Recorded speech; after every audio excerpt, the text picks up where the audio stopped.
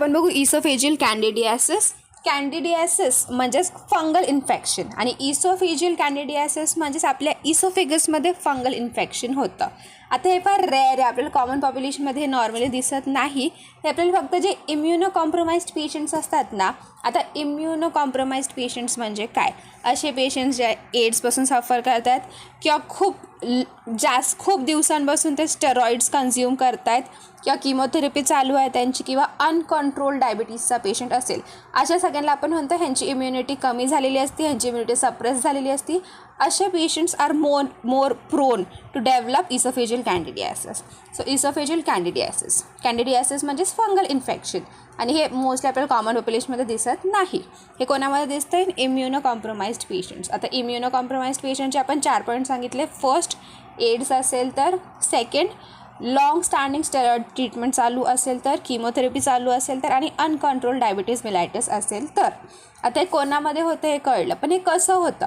आता एखाद्या ह्या पेशंट्समध्ये जर स्किनवर किंवा माउथमध्ये किंवा थ्रोट रिजनमध्ये चुकून फंगल इन्फेक्शन झालं असेल, आता मुळातच त्यांची इम्युनिटी वीक आहे, तेवढे स्ट्रॉंग नाही आहे त्यांची इम्युनिटी. सो हे जे फंगल इन्फेक्शन आहे हे बॉडीमध्ये सगळीकडे स्प्रेड होतं. मग ते स्प्रेड होतं, इट रिचेस इसोफेगस, आणि इसोफेगसमध्ये जाऊन इसोफेगसमध्ये फंगल इन्फेक्शन होतं, त्याला आपण म्हणतो इसोफेजियल कॅन्डिडियासिस. सो काय होतं, ह्याची पॅथोफिजिओलॉजी काय आहे की तुमच्या स्किनवर किंवा माउथमध्ये किंवा थ्रोट रिजनमध्ये फंगल इन्फेक्शन असेल, प्लस आता पेशंटची इम्युनिटी वीक आहे, सो त्या फंगलला फाईट करायला काहीच नाही आपल्या बॉडीमध्ये. सो त्या फंगलच्या अगेन्स्ट कोण नाही, फंगल मस्त पसरणार बॉडीमध्ये. सो ते सगळीकडे स्प्रेड होतं, तसंच ते इसोफेगसपर्यंत पोचतं. इसोफेगसमध्ये पोचून मग तिथे ते फंगल इन्फेक्शन कॉज करतं, ज्याला आपण म्हणतो इसोफेजियल कॅन्डिडियासिस. आता हे जे फंगल इन्फेक्शन होतं त्याचं सगळ्यात commonest cause is candida albicans. आता मोस्टली जे काय आपण फंगल इन्फेक्शन बघतो स्किनवर वगैरे, पण त्याचं मेन फॅमिली असती कॅन्डिडा अल्बिकन्स. आता हे जे कॅन्डिडा अल्बिकन्स आहे हे एक नॅचरली ऑकरिंग यीस्ट आहे, हे एक अपॉर्च्युनिस्टिक पॅथोजन आहे, म्हणजे त्याला चान्स भेटला की ते लगेच वाढतं, मॉइस्टनेस दिसली लगेच फंगल इन्फेक्शन होतं. सो एक अपॉर्च्युनिस्टिक पॅरासाईट आहे and this is present in human gut flora. So Candida albicans ह्याच्याबाबतीत काय सांगितलं? पहिलं, ते नॅचरली ऑकरिंग यीस्ट आहे. सेकंड, हे एक अपॉर्च्युनिस्टिक पॅथोजन आहे. आणि third, this is present in human gut flora. आता इसोफेजियल कॅन्डिडियासिसचं डेफिनेशन काय सांगणार आपण? हे एक अपॉर्च्युनिस्टिक इन्फेक्शन आहे जे इसोफेगसमध्ये होतं ड्यू टू कॅन्डिडिया अल्बिकन्स, आणि हे फक्त इम्युनो कॉम्प्रोमाइज्ड पेशंट्समध्येच होतं, म्हणजे मोस्टली तरी हे फक्त इम्युनो कॉम्प्रोमाइज्ड पेशंट्समध्येच होतं.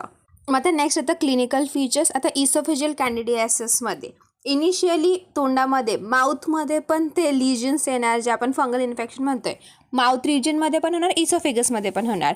सो जे आपले ओरल लिजन्स आहेत, ओरल कॅव्हिटीमधले जे लिजन्स आहेत ते तर पेनलेस असणार. सो फर्स्ट क्लिनिकल फीचर काय दिसतं आपल्याला, की जे ओरल कॅव्हिटीमध्ये लिजन्स आहेत, जे फंगल इन्फेक्शन ओरल कॅव्हिटीमध्ये झालं आहे त्याच्यामुळे पेशंटला पेन हे कंप्लीट नाही, म्हणजे त्याचा काही त्रास नाही, फक्त हे फंगल इन्फेक्शन दिसतंय ओरल कॅव्हिटीमध्ये पण त्याच्यामुळे पेशंटला पेन नाही आहे. वेअरॅज जे इसोफेजियल लिजन्स आहे, इसोफेगसमध्ये जे फंगल इन्फेक्शन झालं आहे ते फार पेनफुल आहेत, ते एवढे पेनफुल आहेत की पेशंटला जेवण गिळायला पण येत नाही आहे, त्यामुळे ही कंप्लेंट्स ऑफ डिफिकल्टी स्वॉलोईंग. सो हे सेकंड आपल्याला काय दिसलं क्लिनिकल फीचर, की ठीक आहे ओरल कॅव्हिटीचे जे लिजन्स आहेत ते तर पेनलेस आहेत, पण जे इसोफेजियल लिजन्स आहे, जे इसोफेगसमध्ये जे फंगल इन्फेक्शन झालं आहे ते फार पेनफुल आहे, आणि ते पेनफुल असल्यामुळे पेशंटला गिळायला पण येत नाही. आणि आपण एंडोस्कोपी जर केली तर आपल्याला आपलं जे इसोफेगसचं म्युकोसा आहे, जे वॉल आहे, त्याच्यावर असे कर्डी पॅचेस दिसतात. आता जर असं चुकून स्पूनमध्ये कर्ड घेतलं, एका स्पूनमध्ये कर्ड घेतलं, असं फेकलं कुठेतरी, तसे पॅचेस दिसतील तिथे आपल्याला दहीचे. तसेच आपले इसोफेजियल म्युकोसामध्ये इसोफेगसची जी वॉल आहे त्याच्यावर असे कर्डी पॅचेस दिसतात, म्हणजे असे व्हाईट पॅचेस दिसतात. हे याचं कॅरेक्टरिस्टिक फीचर आहे. सो आपल्याला काय क्लिनिकल फीचर्स दिसणार? पहिलं, की जे ओरल लिजन्स आहेत ते पेनलेस आहेत, जे इसोफेजियल लिजन्स आहेत ते फार पेनफुल आहे, आणि त्यामुळे patient complaints of dysphagia, that is difficulty swallowing. आणि थर्ड, आपण जर एंडोस्कोपी केली, आता ह्या 2 कंप्लेंट्सवरून आपल्याला अंदाज आला की इसोफेजियल कॅन्डिडियासिस असू शकतं, आपण एंडोस्कोपी करणार. एंडोस्कोपी केली आपल्याला एकदम क्लिअरली इसोफेगसचे जे वॉल आहे त्याच्यावर आपल्याला असे कर्डी पॅचेस दिसतात, असे व्हाईट कलरचे पॅचेस दिसतात. ह्याच्यावरून आपण कन्फर्म म्हणू शकतो की ओके हे झालेलं आहे, फंगल इन्फेक्शन झालेलं आहे, इसोफेजियल कॅन्डिडियासिस झालेलं आहे. आता नेक्स्ट सांगितलं इन्व्हेस्टिगेशन काय करा आपण आत्ताच बघितलं, आपण एंडोस्कोपी करतो.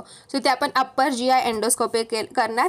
एंडोस्कोपी केल्या आपल्याला तिथे असे व्हाईट पॅचेस दिसतात, असे कर्डी पॅचेस दिसतात. मग तिथलं थोडंसं टिश्यू कलेक्ट करायचं आणि जे स्मिअर आहे that is send for cultural and sensitivity.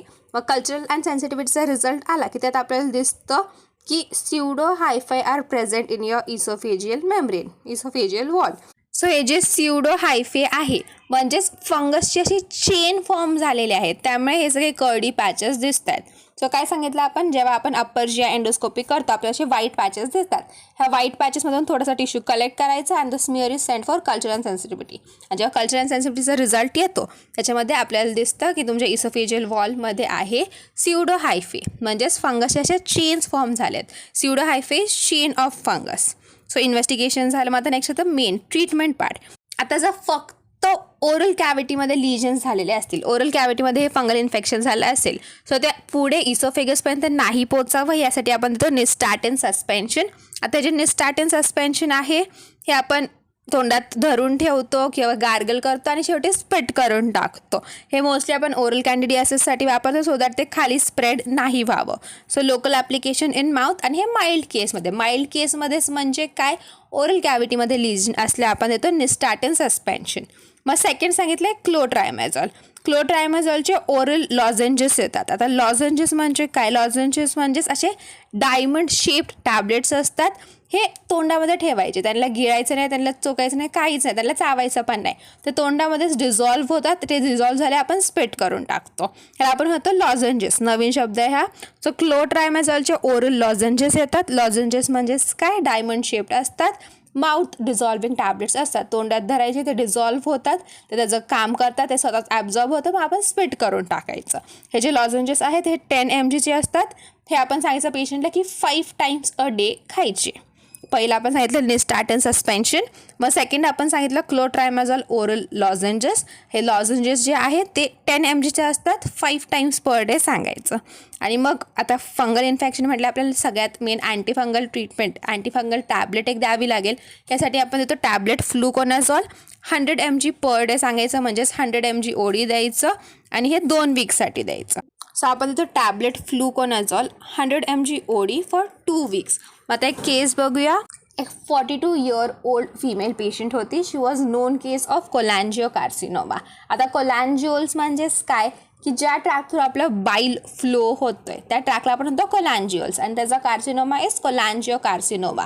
आता कार्सिनोमाची केस आहे त्यामुळे that patient was on chemotherapy. मग तिचे कंप्लेंट्स होती की तिला डिग्लुटिनेशनला म्हणजे स्वॉलो करायला जे खाते ते गिळायला प्रॉब्लेम होतोय, प्लस नॉशियाची कंप्लेंट होती, and all this is from 7 days. So अशा केसमध्ये आपल्याला डाऊट आला की इसोफेजियल कॅन्डिडियासिस असू शकतं. So we advise upper GI endoscopy. Upper GI endoscopy केल्यावर आपल्याला असे व्हाईट पॅचेस दिसतात. सो आपण कन्क्ल्यूड केलं की इसोफेजियल कॅन्डिडियासिस आहे. सो या केसमध्ये ट्रीटमेंट सुरू करायची. टॅबलेट फ्लुकोनाझॉल 100 mg OD द्यायचं फॉर 14 days.